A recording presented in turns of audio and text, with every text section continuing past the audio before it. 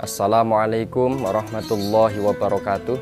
Bismillah, alhamdulillah, wassalatu wassalamu ala rasulillah, amma ba'dah. Kaum muslimin muslimat dimanapun panjenengan berada, kita sudah masuk di awal bulan Ramadan ini. Sebagaimana dawuhnya Kanjeng Nabi, beliau mengatakan idza dakhala Ramadan suffidatis syayatin wa futihat abwabul jannah wa ghuliqat abwabun nar. Bahwa ketika bulan Ramadan dibelenggu para setan-setan, dibuka pintu-pintu surga dan ditutupnya pintu-pintu neraka.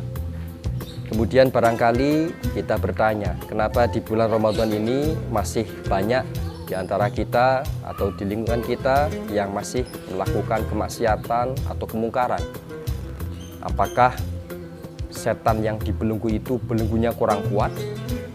Atau barangkali setan yang dibelenggu itu kemudian bisa melepaskan diri dari belenggunya itu?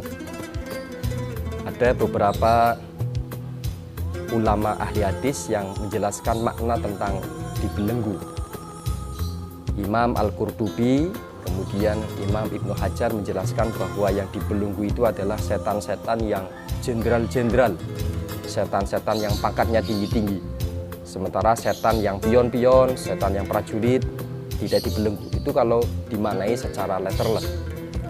Kemudian ada lagi yang ulama menjelaskan bahwa makna dibelenggu itu adalah makna secara majazi, bahwa kalimat suffidat atau menggunakan mabni majhul, dibelenggu adalah kita sendiri yang membelenggu gerak-gerak setan itu dengan berpuasa.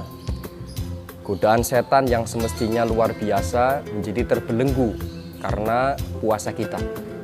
Karena dengan puasa kita sadar diri bahwa puasa itu maknanya bukan hanya menahan lapar, dahaga, tetapi juga menahan diri untuk tidak berbuat maksiat. Kemudian apa sih bedanya godaan setan dengan godaan nafsu? Karena di samping godaan setan ada lagi juga godaan nafsu. Kalau dalam bahasa itu hawa nafsu, hawa itu artinya godaan, nafsu itu diri sendiri. Jadi godaan nafsu itu godaan dari diri sendiri. Apa bedanya?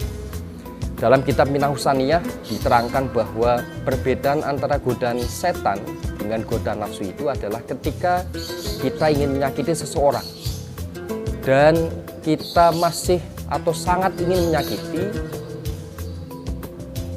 sampai dengan secara membabi buta, tidak terkontrol dan tidak tenang kalau kita belum menyakiti seseorang, maka godaan itu bisa dipastikan dalam kitab Minahus Saniyah adalah godaan nafsu, godaan dari diri sendiri. Tetapi kalau kita ingin menyakiti, kemudian pikiran kita berubah, kasihan, dan berulang-ulang, maka itu adalah bisa dipastikan dari godaan setan.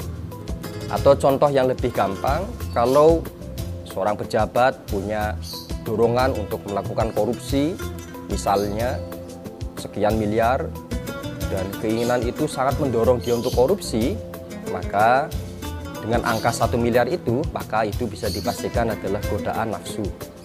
Tapi kalau kemudian dia berpikir untuk korupsi sekian miliar, kemudian tidak, yang sedikit saja biar kerugian negara tidak begitu banyak, setengah miliar saja atau umpamanya 100 juta saja, maka itu bisa dipastikan adalah godaan dari setan.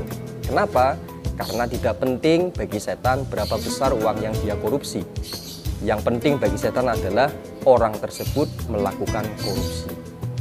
Oleh karena itu, di bulan Ramadan ini dengan kualitas puasa kita, di samping dukungan bahwa bulan Ramadan ini adalah bulan hadiah dari Allah Subhanahu wa taala untuk kita, maka maksimalkan ibadah kita di bulan Ramadan dan pastikan amal-amal ibadah kita dapat dilakukan dengan sebaik-baiknya sesuai dengan syarat rukunnya, termasuk puasa dan ibadah-ibadah yang lain. Juga kita tetap berusaha dan waspada untuk menjaga diri kita baik dari godaan setan, lebih-lebih dari godaan hawa nafsu. Demikian, mudah-mudahan bermanfaat. Wallahul muwaffiq ila aqwamit thoriq. Wassalamualaikum warahmatullahi wabarakatuh.